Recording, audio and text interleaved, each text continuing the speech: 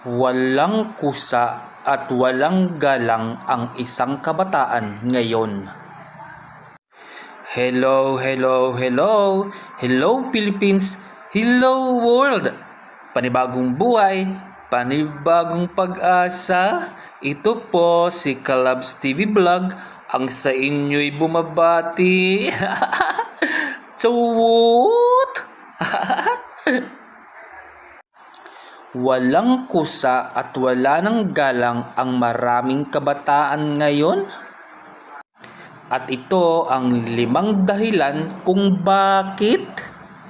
Una, puro cellphone maghapon. Gising pa lang, scroll agad. Kain, scroll. Higa, scroll. Kaya simpleng utos parang stories na buhay niya. Kapag cellphone kasi, ang kaharap maghapon, unti-unting namamatay ang kusa. Tulong sa totoong buhay. Pangalawa, bata pa pero jowan na ang inaatupag. Aray ko. Imbis na sa sarili muna ang ayusin, emotion agad ang inuuna. Konting tampo, wasak agad. Konting hiwalayan, bagsak agad. Pero simpleng responsibilidad hindi magawa. Nabubul pa ako. Chawot!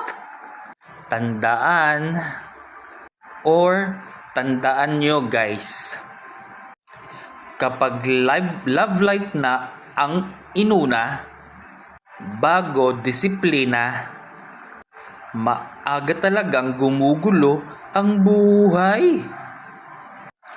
Pangatlo, gustong makuha lahat pero ayaw maghirap. Gusto bagong gamit, gusto luho, gusto gala, pero ayaw mautusan, ayaw mapagod, ayaw mahirapan. Parang gusto lang tumanggap pero ayaw gumalaw. Alam nyo bang delikado ang kabataang malaki ang gusto pero maliit ang sipag?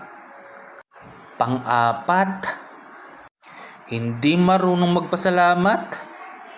Bigay ng bigay ang taong sa paligid nila pero akala nila normal lang lahat.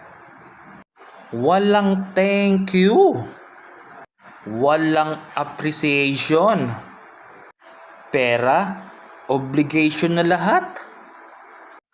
Ibigay ang gusto nila. Kapag hindi ka marunong magpasalamat, madali talagang maging batas. Madali talagang maging batas sa taong tumulong at magpahuli. Konting saway lang, pabalang agad. Hindi pa tapos pagsabihan, sumasagot na parang galit lagi. Kapag hindi masusunod ang gusto nila at ang masama pa, imbes na makinig, ugali pa ang inuuna.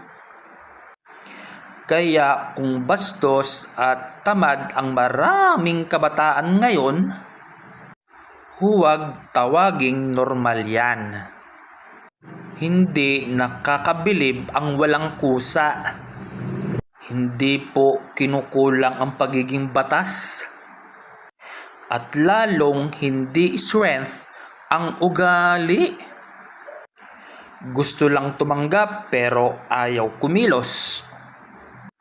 Kasi po ang batang walang galang ngayon, Siya rin ang lalaki o babaeng pabigat ang paglaki. Kapag bata pa lang, wala ng kusa at wala ng galang, huwag nang magtaka kung paglaki, minsan problema na sa bahay at totoong buhay rather. May i-share lang po ako sa inyo mga clubs. Sabi nila, pera is power. Oo, pera is power. At unang bibitaw sa iyo ay ang mga kamag-anak mo. At mga natulungan mo, akala mo tutulong sa iyo? Hindi, akala mo lang iyon. Mahirap ang mawalan ng pera. Dahil ang pera is power. Pag wala kang pera, mababa ang tingin sa'yo. Totoo yan.